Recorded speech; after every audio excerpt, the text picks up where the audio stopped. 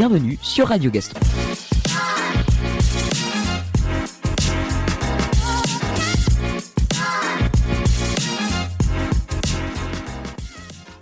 Cette semaine, nous allons parler du séisme qui a touché la Birmanie.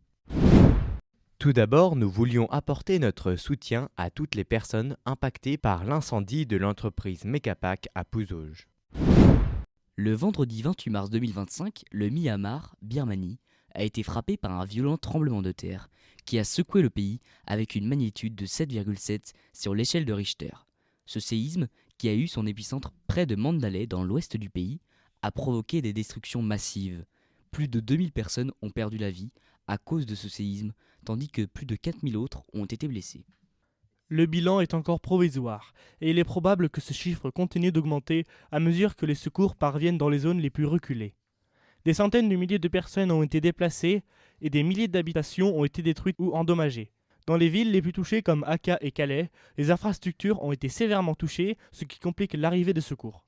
L'une des principales problématiques est celle de l'accès aux régions sinistrées. La Birmanie, déjà marquée par des conflits internes et un gouvernement fragile, peine à coordonner efficacement l'aide humanitaire. Les routes sont coupées, les infrastructures de santé débordées et les équipes de secours rencontrent de nombreuses difficultés pour atteindre les zones les plus isolées. En plus des blessures physiques, les survivants doivent aussi faire face à des conditions sanitaires précaires, avec un risque accru de maladies ainsi que des pénuries alimentaires. Bien que la Birmanie ait été le pays le plus durement touché, les secousses du séisme ont été également ressenties dans les pays voisins, notamment en Inde, en Thaïlande et au Bangladesh. En Inde, plusieurs régions de l'état du Manipur ont subi des dommages avec des bâtiments endommagés et des coupures de courant. En Thaïlande, les secousses ont été fortement ressenties dans les régions du nord, près de la frontière birmane, mais aussi jusqu'à Bangkok. 18 personnes y ont perdu la vie, principalement dans l'effondrement d'une tour de 30 étages en construction. Face à cette catastrophe, l'aide humanitaire internationale s'est organisée rapidement. L'Organisation des Nations Unies, ONU, a immédiatement lancé un appel à l'aide, déployant des équipes de secours sur place pour fournir des abris, de l'eau potable et des soins médicaux aux victimes. L'Organisation mondiale de la santé, OMS, a également envoyé des équipes médicales d'urgence pour lutter contre la propagation de maladies infectieuses qui peuvent se multiplier après de telles catastrophes. L'Organisation mondiale de la santé a classé dimanche dernier le tremblement de terre en Birmanie en urgence de niveau 3, le plus élevé de son programme d'intervention.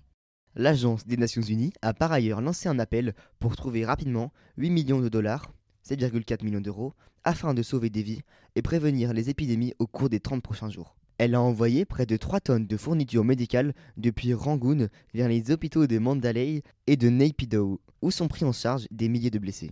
La Chine a déployé samedi une équipe de 82 secouristes en Birmanie et une autre de 118 personnes dimanche. L'Inde a envoyé des équipes de recherche et de secours, des équipes médicales et un hôpital de campagne à bord de plusieurs avions militaires. Des équipes venues d'Indonésie et des Philippines sont arrivées en début de la semaine.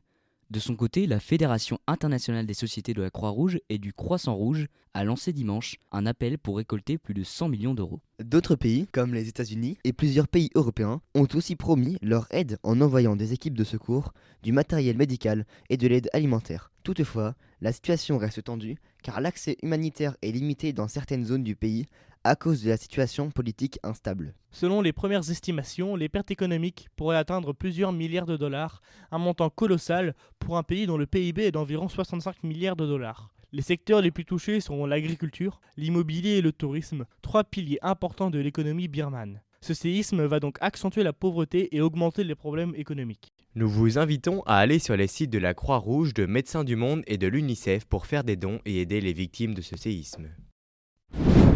A bientôt pour de nouveaux podcasts sur Radio Gaston.